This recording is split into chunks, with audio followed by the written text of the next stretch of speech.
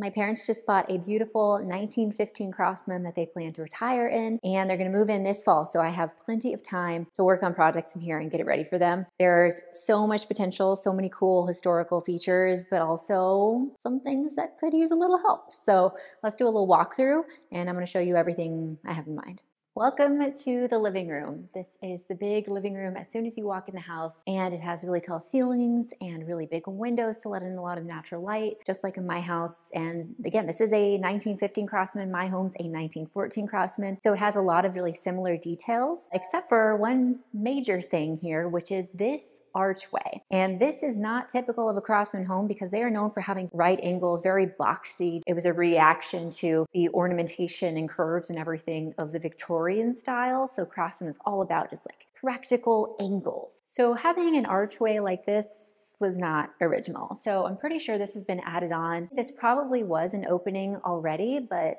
I feel like there's something potentially hiding in here. If I'm thinking about how my home's set up, I have big pocket doors opening up between the living room and the dining room, and those are original. And they slide out and they slide closed to block them off. And this is a really thick wall. And it has some patching down here on this trim to kind of wrap around to try to disguise the fact that this was patched. So there are kind of a couple different options. Like one, this was just closed off in general and they opened it up and widened it and then made this arched, or it is hiding pocket doors inside this thick wall. So I'm gonna do a little investigation and see if the pocket doors are there. And if so, then we could open this back up and bring out the pocket doors again and bring it back to its original state. The other thing to note with this house is it does have popcorn ceilings throughout, and popcorn texture in general just drives me crazy. These walls are also textured, and I just want to smooth it out and make it feel more original to the house. And then the other thing to note is that throughout the house there is this oak flooring, and it is not original. I do love that whoever did this flooring chose very narrow planks, which makes it feel like an old home because they typically have narrow planks, whereas like more modern homes have the wide planks that you see now. So that's really nice, but you can tell that it's patched in because the planks are so short. And in an older home, it usually would have had very long planks, and that typically also just looks a little nicer. And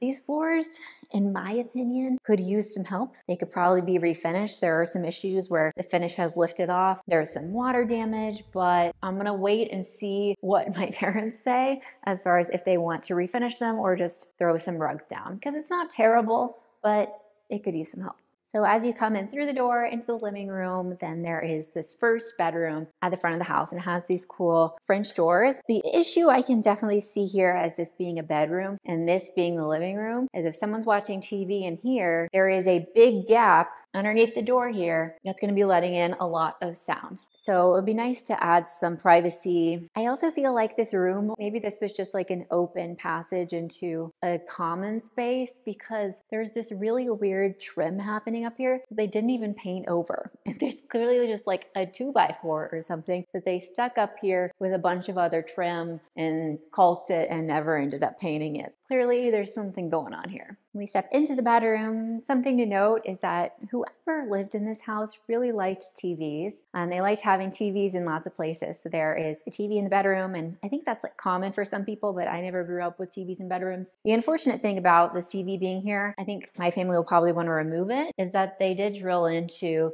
this shiplap that they exposed and cut out a big hole in order to fit the TV in. So I have to figure out how that can be patched. They also created these shelves. Again, they love their arches. They added some arches here. And honestly, I could see a bed being right here. And then in that case, it would cover up a lot of these shelves. So they're not super functional. The other thing about this home, because it's an old home, it doesn't have any closets. And that is just unfortunately a common thing. So the old owners had these standalone closets and they left them behind, which is great. But I have an issue with things not extending all the way to the ceiling. They just become big dust traps. Like on top, I'm sure that's covered in dust. It's also a bit of a waste of space. So what I'm thinking is that there's a big bed here, and then across this wall is bookshelves. They can be a little more narrow and it's not impeding on the space of the bed. And then it wraps around and turns into deep closet space all up to the ceiling. So it's like giant built-ins wrapping around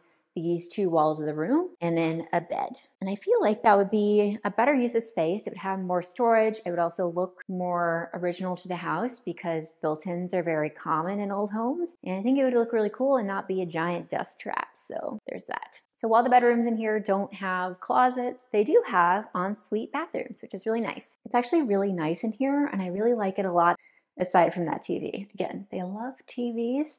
And there's a TV in the bathroom. And I could see, like, you know, you're taking a bath, very relaxing. You watch like a fun rom-com, okay? But you can also just put your laptop on the toilet seat, which is what I do, and it works just fine. So back in the living room and through this archway is the dining room. Clearly we have a little makeshift table and set up in here so that when the parents come visit on the weekends, they have a place to eat. And in here, obviously there is this big feature wood wall. They've left some of the paint on there that was old, so we'll see if that has lead in it or not. I haven't tested that yet. The other cool thing is that they have, just like in my dining room, a built-in that can house like dishes and other things. And then what's fun for me is that the hardware hasn't been stripped yet of all the paint and restored. So that is one of my favorite things to do, and I will definitely be doing that in here, bringing all of that hardware back to life. From the dining room, there's the entrance to the kitchen. So this is the kitchen. It's not huge, but it also has a lot of storage in it. It's a good size, and it's clearly been updated since 1915. We have these kind of like 80s or 90s cabinets maybe, and some granite countertops, some stainless steel appliances. The big issue I see in here currently is linoleum because it's already peeling up. But the good news is that we got it tested for asbestos, and it is asbestos negative, which means that we can rip it up safely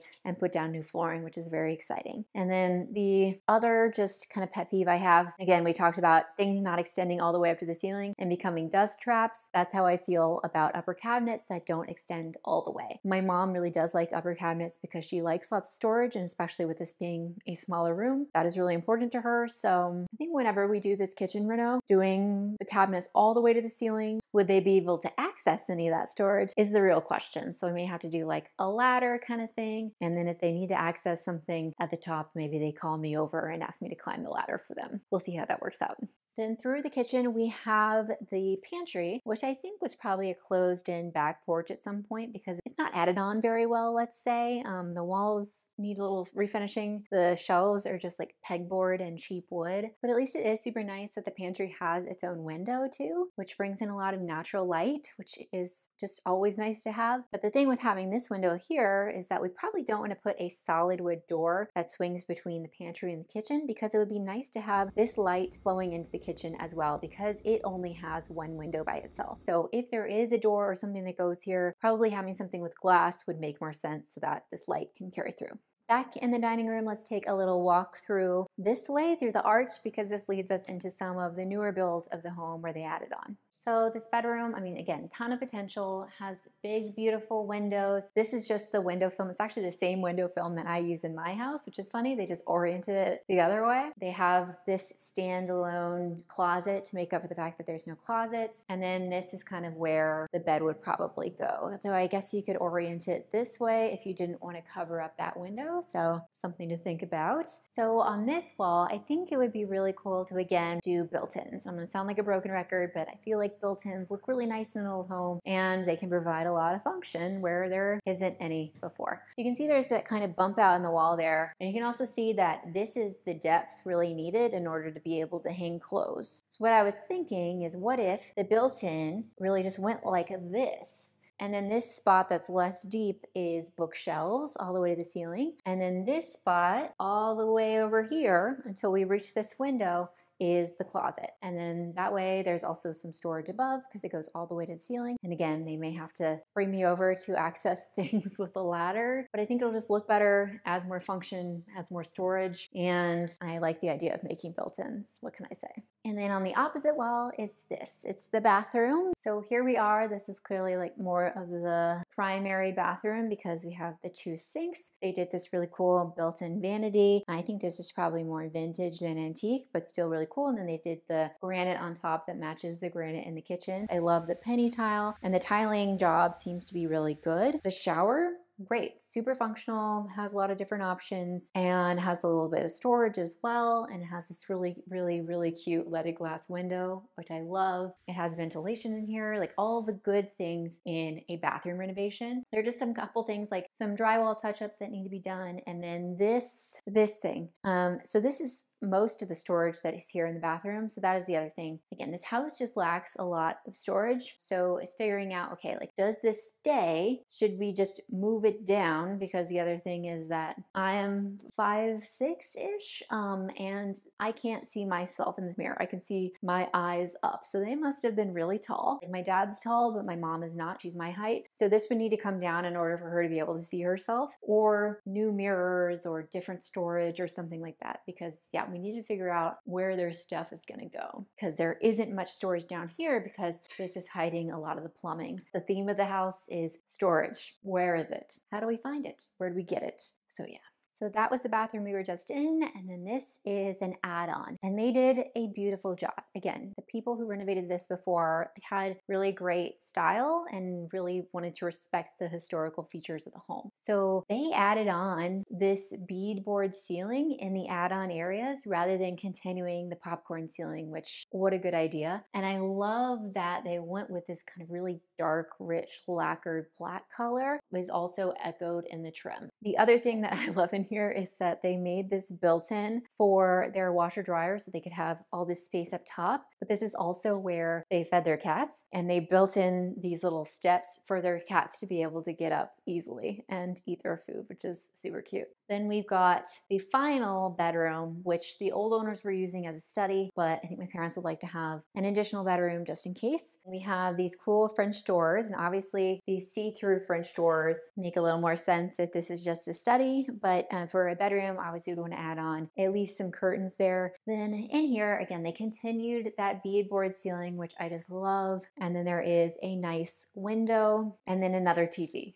Gotta love the TVs everywhere. The other thing I don't love about this addition, and I know my mom's not a super big fan of either, is the flooring. It's just these large format tiles. I don't love it, and I know my mom doesn't love it. So I'm already thinking about like ways to paint over it, maybe make it look more interesting. Ideally, we just find something to do with this tile that we can just aesthetically modify it rather than actually removing it and replacing it with something else. So this is the house. It is super beautiful, has so much potential, big tall ceilings, big windows, big cased openings, and it has these beautiful oak floors, and I think my parents are really excited about it, but it's definitely downsizing for them. So the big challenge that we have in this house is how do we add storage so that they can fit more of their things? But also personally, because I like aesthetic things, I also want to smooth the walls. I want to get rid of the popcorn texture. I want to, if not fully sand and refinish the floors, then at least do some kind of like liquid refinisher. And then looking into this archway, and then there are some things outside that I plan to get working on sooner rather than later because it's really beautiful weather here in Texas right now, and it's going to be very hot and awful in just a couple months. So I'll be working on outdoor stuff, then probably get started on some of the things inside once it gets too hot to be outside. And then eventually also there will be another gut renovation of the kitchen. So I'm really excited to get started. I'm excited for them to move here and for this to be hopefully a dream home for them.